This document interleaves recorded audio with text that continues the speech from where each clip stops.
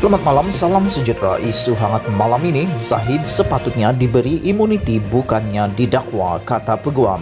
Berita sepenuhnya, Mahkamah Tinggi Kuala Lumpur hari ini diberitahu Ahmad Zahid Hamidi sepatutnya diberi imuniti daripada didakwa kerana semua maklumat mengenai transaksi berkaitan Yayasan Akal Budi yang dikendalikan keluarganya telah didedahkan oleh bekas timbalan Perdana Menteri itu.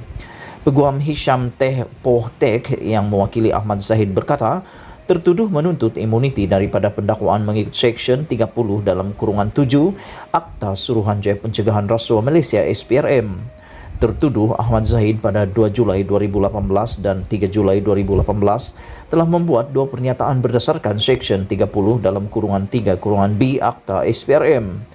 Dengan kedua-dua penyataan ini, tertuduh mendedahkan maklumat dan oleh itu, di bawah Seksyen 30 dalam kurungan 7 Akta SPRM, beliau dilindungi dengan imuniti daripada pendakwaan. Kedua-dua penyataan ini diakui melalui SP 89, saksi pendakwaan ke-89 Fairul Rafiq Hamiruddin, pegawai penyiasat pertama yang dipanggil pihak pendakwaan. Beliau mengesahkan dalam pemeriksaan balas bahawa beliau mempunyai akses dan hak penjagaan penyataan di atas. Beliau juga mengesahkan bahawa beliau telah memeriksa penyataan tersebut.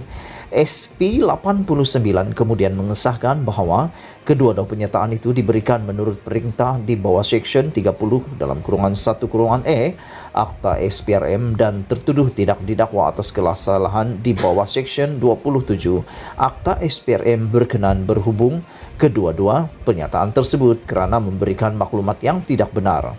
Katanya semasa berhujah pada akhir kes pendakwaan melibatkan Ahmad Zahid di hadapan Hakim Collins Lawrence Sukyara mengambil masa mahkamah. Hisham berkata berdasarkan maklumat yang diberikan dalam satu daripada pernyataan tersebut, anak guamnya mempunyai imuniti terhadap 49 daripada 47 pertuduhan dan dalam keadaan demikian tertuduh tidak boleh didakwa. Oleh itu, dengan menggunakan subsection 30 dalam kurungan 7 dan fakta-fakta kes ini, saya berhujah bahawa tertuduh mempunyai imuniti dan tidak dapat didakwa atas 49 daripada 47 kes. Kesemua 49 kesalahan ini adalah berkenaan dengan 12 tuduhan pecah amanah, CBT, 7 daripada 8 tuduhan rasuah dan 27 tuduhan pengubahan wang haram, katanya. Sebelum itu, Hisham berkata tuduhan terhadap anak guamnya dikenakan oleh bekas peguam negara, Tommy Thomas.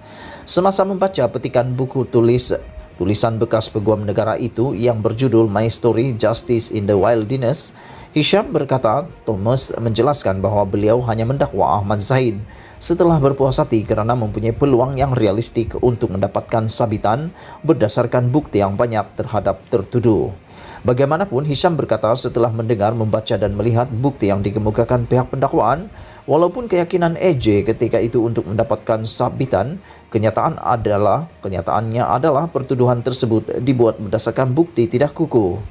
Hisham berhujah anak guamnya telah dikenakan pertuduhan yang tidak sewajarnya. Peguam itu berkata mengikut pertuduhan, Ahmad Zahid dituduh melakukan CBT ketika memindahkan dana YAB bernilai RM17.9 juta ke akaun amanah atas nama Lewis & Co. Ini jelas salah dari segi undang-undang untuk menyatakan bahawa berlaku CBT ketika yang YAB mengekalkan pemilikan wang tersebut ketika wang tersebut sampai ke tangan akaun anak guam Lewis & Co. Pelajar undang-undang jenayah akan memberitahu kita bahawa tidak berlaku CBT kerana YAB masih mengekalkan hak milik ketika dana sampai akaun anak guam Lewis & Co. Kesimpulan yang dapat dibuat ialah bahawa terdapat motif di sebalik semasa mengemukakan pertuduhan ini. Tertuduh dikenakan pertuduhan secara tidak wajar, bukan berdasarkan undang-undang atau bukti. Sekali lagi, perkara yang betul harus dilakukan ialah pihak pendakwaan menarik balik tuduhan CBT apabila jelas tidak ada CBT. Anak guam saya telah didakwa tidak berdasarkan undang-undang atau bukti, katanya. Hisham berpendapat bahawa untuk kepentingan umum apabila seseorang itu dituduh secara tidak wajar atau salah, ini mengambil masa mahkamah, malah ia adalah penyalahgunaan proses. Mahkamah ini perlu menegaskan bahawa masa mahkamah sangat berharga dan tidak boleh disalahgunakan, katanya. Ahmad Zahid, 68 tahun, berdepan 47 pertuduhan, 12 melibatkan CBT, 8 rasuah dan 27 pertuduhan pengubahan wang haram, membabitkan jutaan ringgit milik YAB.